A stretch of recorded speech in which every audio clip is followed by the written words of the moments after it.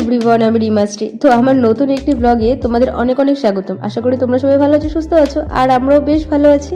তো আজ যে ব্লগটা শেয়ার করব সেটা হচ্ছে আগের সপ্তাহে আমরা পুরো পরিবার মিলে একসাথে চলে গিয়েছিলাম বোলপুর শান্তিনিকেতনে।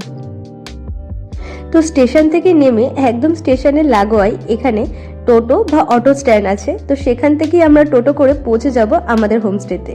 তো আমাদের হোমস্টেটা না স্টেশন থেকে বেশ বলতে পারো ওই আধা ঘন্টার ডিস্টেন্স আছে। তো চলো এবার চটপট টোটোতে উঠে পড়ি আর বেরিয়ে পড়ি হোমস্টের উদ্দেশ্যে। তো এখানে টোটো ভাড়া প্রায় 100 থেকে 500 টাকা পর্যন্ত হয়ে থাকে, মানে তার ওপরেও হতে পারে। তোমরা যত ভালো দরদাম করতে পারবে তোমাদের টোটো ভাড়া ঠিক ততটাই পড়বে। আর এছাড়া এটা নির্ভর করে কিছুটা তোমার মানে স্টেশন থেকে তোমার হোমস্টের ডিস্টেন্সটা ঠিক কতটা তার উপরেও। তো আমাদের হোমস্টেটা ওই সোনাঝুরি হাটের কিছুটা কাছাকাছি, মানে আমরা টাউনের মধ্যে নিতে চাইনি, যেহেতু আমরা একটুখানি গ্রাম ভালোবাসি, মানে একটু নিরিবিলি পছন্দ করি, তার জন্য আমরা ভিতর দিকে হোমস্টেটাকে নিয়েছিলাম। তো আস্তে আস্তে এই শহরের কোলাহল পেরিয়ে ঢুকে পড়েছি আমরা গ্রামে। আর ওই দেখো এই সময়টা প্রায় কিছুটা হাট বসেও গিয়েছে।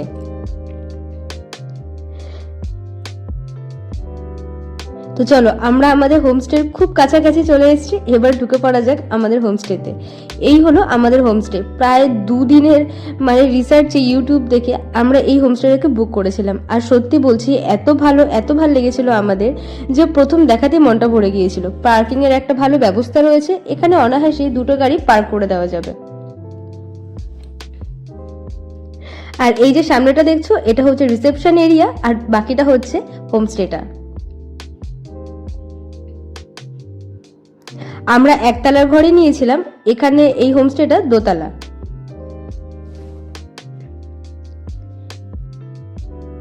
রয়েছে আমার সব থেকে প্রিয় 2টো দোলনা, যেটাকে দেখে আমার মনটা আরো বেশি ভালো হয়ে গিয়েছিল।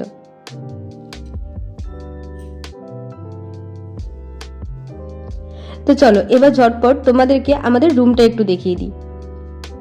তো দুজনের জন্য এই রুমটা একদম সাফিসিয়েন্ট। আর জানো তো এখানে প্রত্যেকটা রুমের মধ্যে একটা করে রবীন্দ্রনাথ ঠাকুরের ছবি লাগানো রয়েছে, হতেই হবে, এটা রবি ঠাকুরের জায়গা। এই রুমটা আমার সব থেকে বেশি ভালো লেগেছিল এই ব্যালকানি থেকে না বাইরের জায়গাটা এত সুন্দর লাগছিল দেখতে।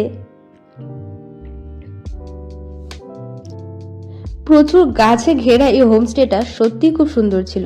তোমাদের যদি মনে হয় তোমরা এই হোমস্টেটাতে আসতে পারো, আমি এর নাম, ঠিকানা আর ফোন নাম্বারটা ডেসক্রিপশন বক্সে দিয়ে দেবো, তোমরা চাইলে দেখে নিতে পারো। এটা হচ্ছে ওয়াশরুমটা, বেশ নিট অ্যান্ড ক্লিন ছিল। আর সব থেকে আমার যেটা চিন্তা থাকে সেটা হচ্ছে বিভিন্ন হোটেলে গিয়ে তার গিজারগুলো যেন ঠিক মতন কাজ করে, এটার একদম তাই করছিল। তো আমাদের হাতে সময় খুব কম ছিল, তোমাদের বলেইছি আমরা একদিনের জন্য এসেছিলাম, মানে একটা রাতই থাকবো। তার জন্য খুব তাড়াতাড়ি লাঞ্চ করে নিতে চাইছিলাম, লাঞ্চ করেই বেরিয়ে যাব। তো ওনাদের লাঞ্চটা রেডি করতে একটু সময় লাগছিল, তাই ভাবলাম এই সময়টাতে ছাদটা একবার ঘুরে আসি। হ্যাঁ, সব থেকে অবাক করার বিষয় হচ্ছে এই সময় এই হোমস্টেটাতে আমরা না একাই ছিলাম, মানে আর কোনো গেস্ট ছিল না। তার জন্যই হয়তো ছাদে ওঠাটা ওনারা অ্যালাউ করেছিলেন।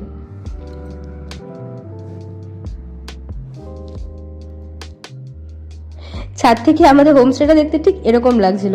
আর একটা জিনিস জানো, এই যে আমাদের হোমস্টেটা এটা হচ্ছে সোনাঝুরি পল্লীর মধ্যে পড়ে, মানে এটা সোনাঝুরি এরিয়ার মধ্যে রয়েছে। আর আমাদের এই হোমস্টেটাই ছিল একমাত্র শেষ হোমস্টে, মানে এরপরে আর কোনো হোমস্টে ছিল না, এরপরে শুধুই গ্রাম। আর এই ছাদটার মধ্যে না এই ছোট ছোট টেবিল করা রয়েছে, মানে এগুলো পার্মানেন্ট টেবিল। হয়তো এখানে কোনো রকম কোনো অনুষ্ঠান হলে এই খাটটা বসে হয়তো খাওয়া দাওয়া করা হয়।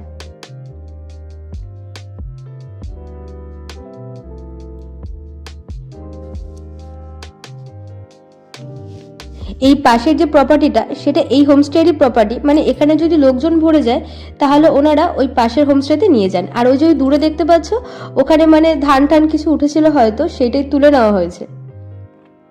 এখানে চারিদিকে না শুধু গাছে গাছ। যারা গাছ ভালোবাসো, যারা প্রকৃতি ভালোবাসো, তারা অবশ্যই একবার শান্তিনিকেতন থেকে ঘুরে এসো। তবে একটু চেষ্টা করবে ভিতর দিকে থাকার, মানে টাউনের মধ্যে থাকলে শুধুই ধুলো, এত গাছ দেখতে পাবে না।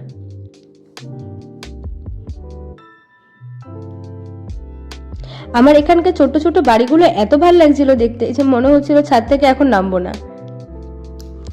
তো চলো চলে এসেছি ওনাদের রেস্টুরেন্টটাতে। তো আমরা সাধারণত কোথাও ঘুরতে গেলে ডিনার বা লাঞ্চ রুমেই নিয়ে নিই, কিন্তু এখানে এনাদের রেস্টুরেন্টটা এত সুন্দর, এত নিট অ্যান্ড ক্লিন যে ভাবলাম এখানে বসেই আমরা লাঞ্চটাকে সেরে ফেলি। চলে এসছে আমাদের লাঞ্চ। আর সব থেকে ভালো লেগেছিল ওনারা না গরম গরম ভাতে ওনাদের নিজেদের তৈরি ঘি সার্ভ করছিলেন, আর ঘিটা এত ভালো ছিল খেতে। তো চলো আমরা এখন ঝটপট করে লাঞ্চটা করে নিই। লাঞ্চ করে রেডি হয়ে আমরা এবার সোনাঝুরি হাটের উদ্দেশ্যে বেরিয়ে যাব।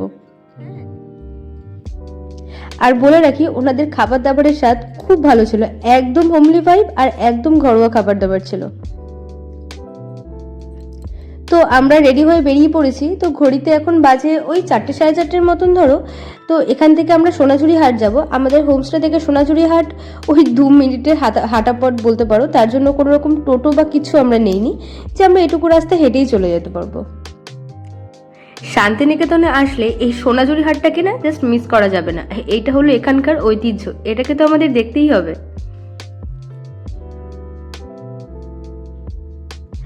আমার না এখানে এই বাড়িটা খুব ভালো লেগেছিল। এই বাড়িটার নাম ছিল তিতলি। এটাও একটা হোমস্টে, কিন্তু এত সুন্দর লাগছিল এই হোমস্টেটা, তার জন্য আমি এটাকেও আমার ক্যামেরায় নিয়ে নিয়েছি।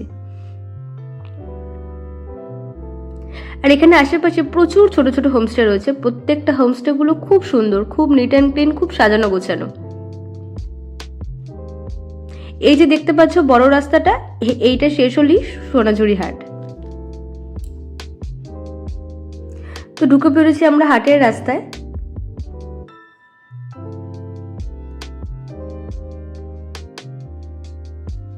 এখানে না এই ফেলে দেওয়া কাচের বোতল আর প্লাস্টিকের বোতলগুলোকে দিয়ে খুব সুন্দর গাছের গুঁড়িতে কি সুন্দর ডেকোরেশন করে রেখেছে দেখো। আর এই যে শুরু হয়ে গেছে হাট। তো এখানে যেহেতু আমরা উইকডেজে এসেছিলাম, তাই হাটটা খুব একটাও বেশি বড় ছিল না। তো আমাদের জন্য এটাই অনেক বড় হাট ছিল, কিন্তু ওনারা আমাদেরকে জানালেন যে উইক এন্ডে আসলে এই হাটটা নাকি আরো বিশাল থাকে।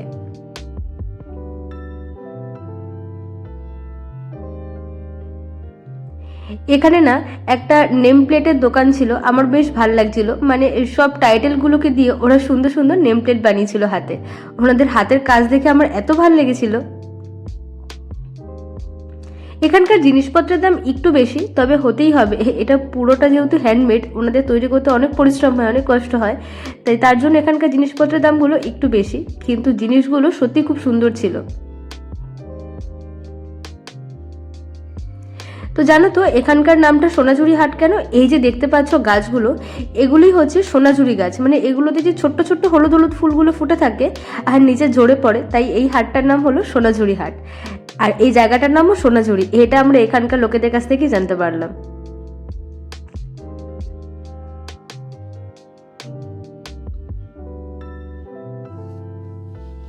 তো এই সোনাঝুরি হাটে এসে যেটা আমি সবার আগে খুঁজছিলাম, সেটা হলো এখানকার ওই ঝুমুর নাচগুলো।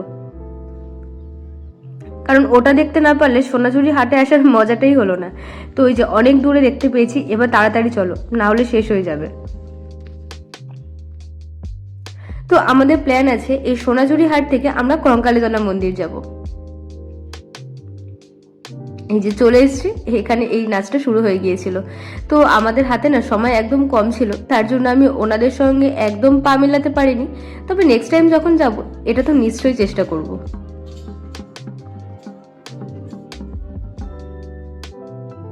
তো চলো আজকের ব্লগটা তো এই পর্যন্তই। আর শান্তিনিকেতনের নেক্সট পার্ট নিয়ে আমি খুব শিগগিরই আসছি, আর তোমরা কিন্তু অবশ্যই দেখতে থেকো, কারণ এর পরের পার্টে আছে কঙ্কালীতলা মন্দির। আর সেই মন্দিরটাও খুব সুন্দর ছিল, সেটাও তোমাদের সঙ্গে শেয়ার করব। আজ তাহলে এই পর্যন্তই। তোমরা সবাই ভালো থেকো, সুস্থ থেকো। আজ তাহলে আসি।